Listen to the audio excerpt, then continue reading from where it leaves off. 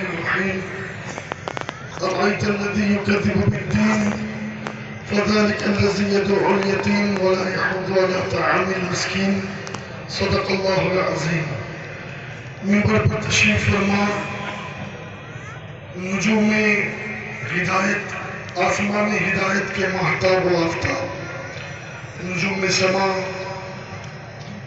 عرش مقام سادات اور زمین احترام علماء اکرام میرے سامنے بیٹھے بزرگوں نوجوان ساتھیوں پیارے بچوں، جس طریقے سے میں درود و سلام پڑھاؤں آپ کی آواز سن کر ایسا لگنا چاہیے کہ یہ پورا مجمع نبی کے ایسے غلاموں کا ہے جو نبی کے لیے جان بھی قربان کر سکتے ہیں اور نبی پہ درود پڑھتے پڑھتے اپنی آواز بھی قربان کر سکتے ہیں۔ الصلاة والسلام علیکہ یا رسول اللہ، الصلاة والسلام علیکہ یا حبیب اللہ، وعلا آلکہ واصحابکہ یا نور اللہ۔ وہ جو نہ تھے تو کچھ نہ تھا، وہ جو نہ ہو تو کچھ نہ ہو، وہ جو نہ تھے تو کچھ نہ تھا، وہ جو نہ ہو تو کچھ نہ ہو، جان ہے وہ جہان کی، جان ہے تو جہان ہے۔ اور خوف نہ رکھ رضا ذرا، تو ہے عبد مصطفیٰ۔ خوف نہ رکھ رضا ذرا، تو ہے عبد مصطفیٰ۔ تیرے لیے امان ہے، تیرے لیے امان ہے۔ ہم سے کہا جا رہا ہے کہ مسلمان ڈرے ہوئے ہیں، کبھی نہیں ڈرے اور کبھی نہیں ڈریں گے۔ کیوں؟ کیونکہ ہمارے مجدد بریلی کے کلندر نے ہمیں کہا ہے خوف نہ رکھ رضا ذرا۔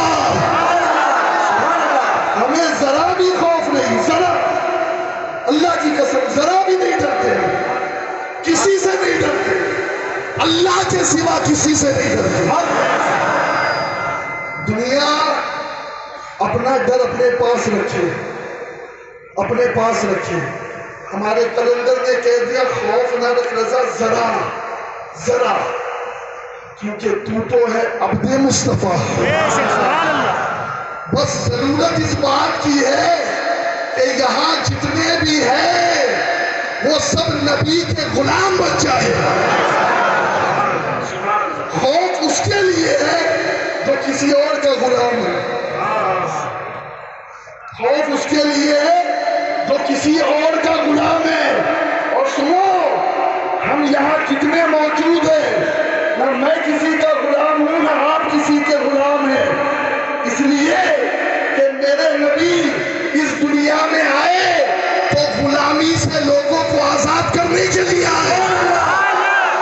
پہلے انسان خریدا جاتا تھا، انسان بیچا جاتا تھا، میرے نبی مکے میں آئے تو کہا ارے جسے اللہ نے ماں کے پیٹ سے آزاد پیدا کیا ہے اسے کوئی غلام نہیں بنا سکتا۔ یہ بات اور ہے کہ ہم علماء سے محبت کرتے ہیں، ان کی عزت کرتے ہیں، لیکن غلام ہم نبی کے ہیں۔ اور بھائی میں تو غلام ہوں میرے باپ دادا کا، سبحان اللہ سبحان اللہ، اس لیے کہ میرے رگوں میں وہ خون ہے کہ جس خون نے صحابی کے بیٹے یزید کو بھی قبول نہیں کیا۔ لوگ کہتے ہیں کہ یار یہ کربلا میں ابھی تو آپ جمع ہوئے، یہ 26 نومبر کا پوسٹر مفتی صاحب نے افتتاح کیا، تو پھر 26 نومبر کو آپ کیوں جمع ہو رہے ہیں؟ تو میں بتا دوں کربلا میں تو بھیڑ ہمیشہ رہی ہے اور ہمیشہ رہے گی، لیکن سمجھ میں کیسے آئے کہ 22,000 والوں میں کون ہے اور 72 والوں میں کون ہے؟ حق حسین، حق حسین، حق حسین، حق حسین، حق حسین۔ کبھی بھی بھیڑ دیکھ کر دھوکہ مت کھانا۔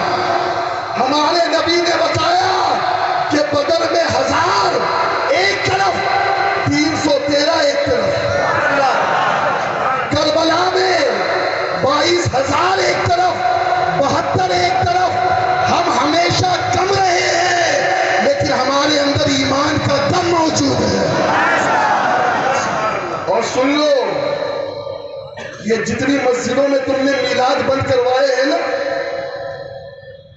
کسی کے ایجنٹ بن کر، بہت تمہاری گورکھ دھندا ہو چکا۔ 50 سال پہلے جن جن مسجدوں میں میلاد نبی ہوتا تھا ریکارڈ اٹھاؤ، ہم کہتے اگر اتنی سی بھی تمہارے اندر نبی سے وفاداری ہے نا تو تم پھر سے اپنی مسجدوں میں میلاد شروع کرو، پھر سے شروع کرو۔ اور سن لو ایک بات، یہاں میں ایک بات آپ سے کہنا چاہتا ہوں، یہ شہزادہ غوث اعظم آل رسول پیر طریقت شہزادہ مخدوم اشرف حضرت پیر سید محمد راشد اشرف لطیفی اشرفی الجیلانی دامت برکاتہم قدسیہ کی چوچے مقدسہ سے یہاں پر بیٹھے ہیں۔ حضور میں آپ سے محبت کروں اور آپ کے دادا حسین کو جس نے قتل کیا اسے میں مسلمان مانوں، اسے رحمت اللہ علیہ کہوں، اسے صحابی کہوں، اسے جنتی کہوں، تو کیا حضور آپ ہمیں پسند کریں گے، ہمیں اپنائیں گے؟ نہیں، یہ کہیں گے کہ یہ دوگلی پالیسی نہیں چلے گی، یا تو حسین کا بن یا یزید کا بن، دونوں ہاتھ میں لڈو نہیں چلے گا۔ یاد رکھو جنت کس کی ہے؟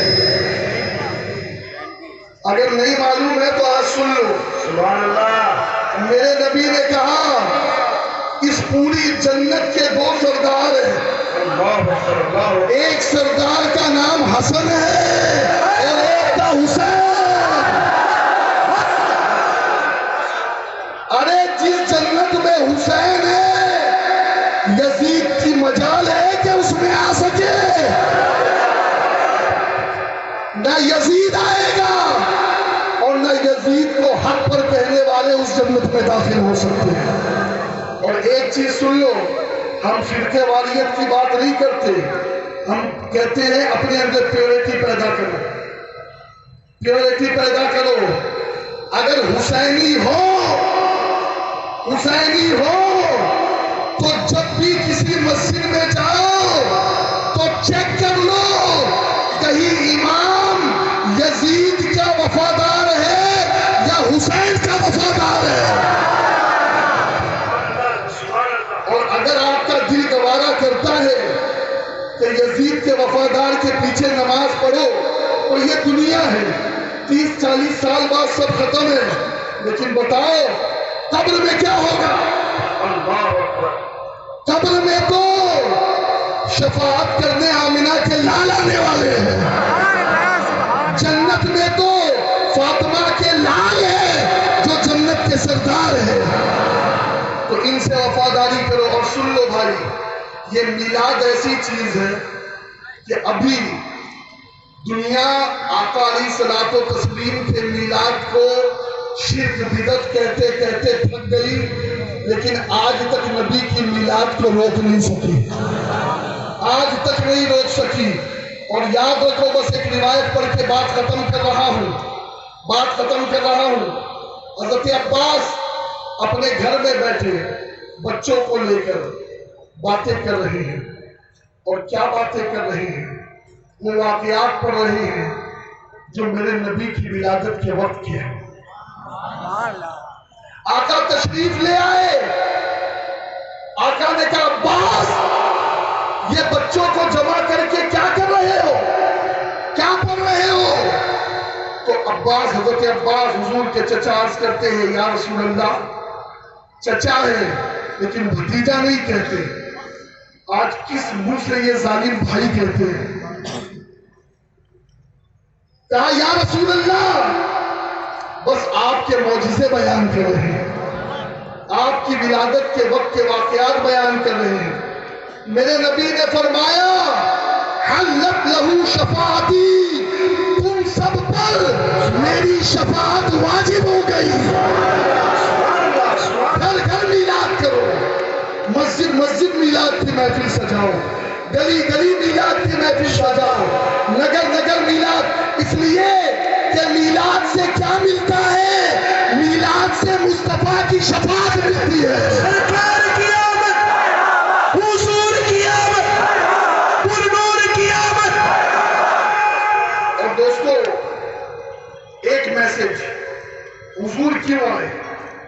حضور صرف اس لیے نہیں آئے کہ ہم ان کا جلوس نکالیں، حضور دین لے کر آئے۔ بولو کیا لے کر آئے؟ دین۔ اور دین کو غالب کرنے کے لیے آئے۔ حضور کو اللہ نے دین کو غالب، لیکن دین کیا، ڈیفینیشن کیا ہے؟ What is the meaning of دین؟ داڑھی رکھنے کا نام، امامہ پہننے کا نام، نماز پڑھنے کا، حج زکوٰۃ روزہ۔ نبی سے پوچھا صحابہ نے، مت دین، یا رسول اللہ دین کیا ہے؟ علماء یہاں موجود ہے، دین کیا ہے؟ میرے نبی نے فرمایا الدین النصیحہ، کہ بھلا چاہنے کا نام دین ہے، لوگوں کا بھلا چاہنا۔ اگر ہم میں کا کوئی ایک بھی کسی کا برا چاہتا ہے نا، وہ دیندار نہیں ہے، وہ دیندار نہیں ہے، وہ اپنے زون میں دیندار ہوگا، لیکن نبی کے نزدیک وہ دیندار پکا دنیا دار ہے۔ دیندار وہ ہے جو کبھی کسی کا برا نہ چاہے، کبھی کسی کا برا نہ چاہے۔ اور سنو، قرآن میں اللہ نے بتایا دین کو جھٹلانے والا کون ہے۔ ہم سب جھبے کبے ٹوپی امامے جھنڈے لگا کے اپنے آپ کو دیندار تو سمجھ رہے ہیں، لیکن ہم میں کئی ایسے ہیں الا ماشاءاللہ جو دین کو جھٹلا رہے ہیں۔ صرف 2 کی باتیں کر کے گفتگو ختم کروں گا، ایسے تو 5 کا ذکر ہے قرآن میں۔ ارأیت الذی یکذب بالدین، اے محبوب کیا تم نے نہیں دیکھا دین کو جھٹلانے والے کو؟ کون ہے جو دین کو جھٹلا رہا ہے؟ نمبر 1، ارأیت الذی یکذب بالدین، کیا ہے آگے؟ فذلک الذی یدعو الیتیم، وہ جو یتیم کو دھکا مارے وہ دین کو جھٹلا رہا ہے۔ چاہے نمازیں پڑھ لو، لاکھ حج کر لو، لیکن اگر تم نے کسی یتیم کو دھکا مارا، کسی یتیم، کسی اناتھ، کسی آرفن چائلڈ کا حق مارا، قرآن کہتا ہے، یہ حدیث نہیں ہے کہ جس کی تشریح کی جائے، میرے نبی نے کہا جو یتیم کو دھکا مارے، اللہ فرماتا ہے وہ دین کو جھٹلانے والا ہے۔ آج کتنے ایسے گھر ہیں جن میں باپ مرا تو یتیم کا مال کھا جاتے ہیں۔ یاد رکھو، دین کو جھٹلانے والا یتیم کا مال کھانے والا ہے، اور جو یتیم کا حق ادا کرے وہ سچا دیندار ہے۔ اور میں ایک گزارش کرتا ہوں، ہمارے نبی نے یتیم کے حق کو مارنے والے کو کہا کہ وہ دین کو جھٹلانے والا ہے۔ یہ کروڑوں لوگ پوری دنیا میں رہتے ہیں، مجھے ایمانداری کے ساتھ بتاؤ کتنے یتیم خانے ہم نے کھولے ہیں، کتنے یتیم خانے ہیں؟ دوستو، باتیں کرنا اور ہے، مسجد بھی بناؤ، مدرسے بھی بناؤ، اسکول بھی بناؤ، یونیورسٹی بھی بناؤ، لیکن اگر سچے دیندار ہو تو یتیموں کا خیال کرو اور یتیم خانے بھی بناؤ۔ میری آنکھیں ترستی ہے، اللہ مفتی صاحب کو لمبی عمر عطا فرمائے، ابھی حضرت اعلان کریں گے انشاءاللہ۔ میں عرض کروں گا کہ حضرت اس یونیورسٹی میں ایک شعبہ یتیموں کا بھی کھولیے گا۔ بولو آپ سب تائید کرتے ہیں انشاءاللہ، ایک یتیموں کا بھی، تاکہ یتیم ہمارے پاس، دیکھیے یتیم یتیم ہوتا ہے، اس کا دین دھرم نہیں پوچھا جاتا۔ یتیم ایک یتیم تھا، ابو جہل کی کفالت میں تھا، ابو جہل نے اسے بھگا دیا. قریش مکہ نے مذاق کے طور پر اس یتیم کو ننگے کو رسول کے پاس بھیجا. وہ رسول کے پاس آیا, کہا یا اے محمد ابو جہل نے میری کفالت لی تھی, میں یتیم ہوں اور وہ مجھے کچھ دیتا نہیں, میرا مال اس نے ہڑپ کر لیا. میرے نبی اسی وقت اس کا ہاتھ پکڑ کر ابو جہل کے دروازے پہ جاتے ہیں, کہتے اس یتیم کا مال دے. ابو جہل نے فوراً لا کر کے دے دیا. اب ابو جہل کی جو پارٹی تھی نا, وہ آپس میں کہنے لگی کہ ہم تو مذاق بنانا چاہتے تھے, تو کیا محمد کے دین کو قبول کر چکا ہے جو تو نے مال دے دیا؟ کہا محمد کے ساتھ دو ایسے نیزہ لے کر لوگ کھڑے تھے کہ اگر مال نہیں دیتا تو خود میری جان کے لالے پڑ جاتے. یہاں پر میرے نبی نے بتایا کہ اگر یتیم تمہارے پاس آئے تو یتیم کا حق دلانا مدینے والے آقا کی سنت ہے. دین کو جھٹلانے والا یتیم کے ساتھ ناانصافی کرتا. نمبر 2, دین کو جھٹلانے والا وہ ہے جو بھوکوں کو کھانا کھلانے کی ترغیب نہیں دیتا. ایک زمانے میں بڑے بڑے لنگر خانے تھے اللہ والوں کے, آج کوئی پانی تک نہیں پلاتا. اور جگہوں پر ہے لیکن مسلمانوں میں اس چیز کی کمی آ گئی ہے. عہد کریں کہ انشاءاللہ ہم دین کو جھٹلانے والے نہیں بنیں گے, ہم مسکینوں کو کھانا بھی کھلائیں گے اور یتیموں کی کفالت بھی کریں گے. یہ ہے میرے نبی کی رحمت. نماز کی بات بعد میں کی میرے حضور نے, پہلے یتیم کے حق کی بات کی.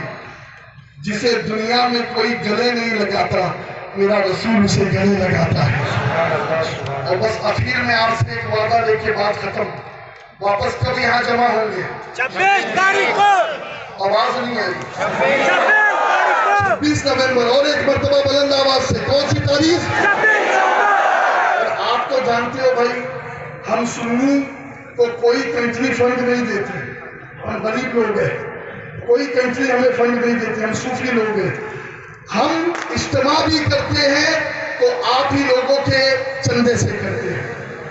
تو میری آپ سے گزارش ہے کہ آپ کون کون چاہتا ہے کہ جے پور میں اجتماع ہو, وہ ہاتھ اٹھائے. اب آپ سب کی ذمہ داری ہے. حاجی حسین صاحب ذرا کھڑے ہو جائیں, کھڑے ہو جائیں. آپ سب کی ذمہ داری ہے کہ بنا کہے آپ حاجی حسین صاحب کے پاس پہنچے اور کہے حاجی صاحب, حاجی رفعت صاحب چلے گئے تو آپ اپنے آپ کو اکیلا مت سمجھنا, ہم موجود ہیں. اگر آپ کو دوبارہ اجتماع کرنا ہے تو یہ لو, ہماری جانیں بھی موجود ہیں, ہمارا مال بھی موجود ہے.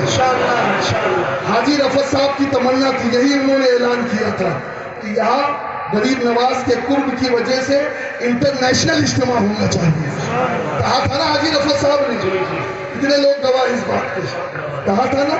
تو آپ لوگ انشاءاللہ اپنی داری رقم نبی کے دین کے لیے قربان کریں گے نا انشاءاللہ. اجتماع کے لیے بھی دیں. اور اب مفتی صاحب کی جو اعلان کریں گے, 10 بیگھہ زمین الحمدللہ حضرت نے لے لی ہے, اب یونیورسٹی تعمیر کرنے والے ہیں. تو حضرت کے اس ادارے کو یہ نہ سمجھے کہ یہ مفتی عبدالستار کا ہے, یہ پوری قوم کا ہے, ہر مسلمان کا ہے. یہ ہمارا ادارہ ہے اور انشاءاللہ ہم اسے تعمیر کرتے رہیں گے غوث پاک کے وسیلے سے, امام حسین کے وسیلے سے. وما علینا الا البلاغ المبین. السلام علیکم.